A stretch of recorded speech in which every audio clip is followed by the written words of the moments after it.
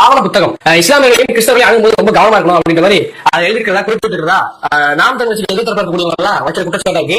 இது என்ன உண்மைத்தன்மை என்னன்னு அப்படியே உண்மையை சொல்லிட்டீங்களா? நாம் தமிழர் கட்சி ஆவண புத்தகம் இது வரைக்கும் வெளியிடலாம் உண்மை. முதல்ல அதை புரிஞ்சுக்கணும். அவையும் எங்களுக்கு ஒரு அமைப்பு இருக்கு நம்ம கட்சியில.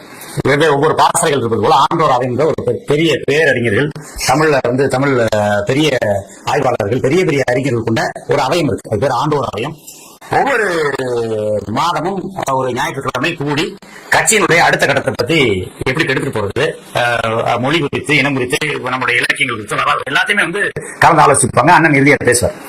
அப்ப நம்மளுடைய நாம் தமிழர் கட்சியினுடைய அரசியல் ஆவணம் எப்படி இருக்கணும் அப்படின்னு சொல்றது பல்வேறு கருத்துக்களை ஒவ்வொருத்தரும் சொல்றாங்க. அப்ப சொல்லும்போது அண்ணன் அவங்களுக்கு நீங்க எனக்கு நீங்க எல்லாம் சேர்ந்து தயாரிச்சு ஒரு கைடு கொடுங்க, அதுக்கப்புறம் அதுல நம்ம சரியான்னு பார்த்துட்டு அதை முடிவு பண்ணி நம்ம அறிவிப்போம் அப்படின்ட்டு.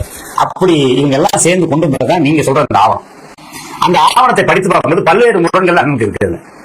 இப்ப நீங்க சொல்ற அந்த முரண்கள் யாரு இஸ்லாமிய கிறிஸ்தவர்கள் நாம எப்படி பார்க்கணுங்கிற ஒரு பார்வை இருக்குல்ல, அதெல்லாம் அது வந்துதான் அதோட தூக்கி தூர எறிஞ்சிட்டு போட்டதான் அவங்க தூக்கி போடுப்பா அப்படின்னு தரோம். அது சரியா இல்ல, இந்த விஷயங்கள்லாம் இருக்கலாம். இது இந்த முகமதியார் கிறிஸ்தவர்கள் இருக்குது, இது சரி வரான்னு தூக்கி போட சொல்லிட்டாங்க.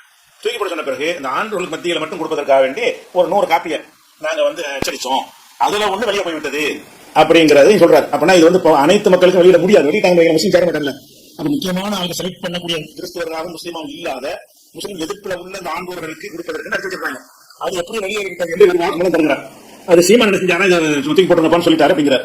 அப்படி சொல்வதாக இருந்தால் அதுல உள்ள அந்த புஸ்தகத்துல இவன்ல வாசகத்தை நான் படிக்கிறேன். அந்த புஸ்தகம் அதாவது 300 போட்டு அதை வெளியிட்டு இருக்காங்க. வெளியிடும் பொழுது இது ஒரு ஆய்வுக்கு வச்சிருக்கோம், சும்மா கொடுத்துருக்கோம் தானே சொல்றாங்க.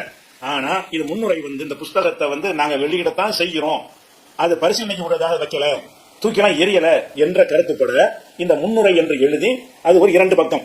அதுல கடைசியில சீமான் கையெழுத்து போட்டிருக்கிறார். இவர் என்ன செய்யறாரு, இந்த விளக்கம் கொடுத்தவர் தூக்கி போடுங்கன்றார். தூக்கி போட்ட ஒரு ஆவணத்தை கையெழுத்து போட்டு வெளியிடுவாங்களா?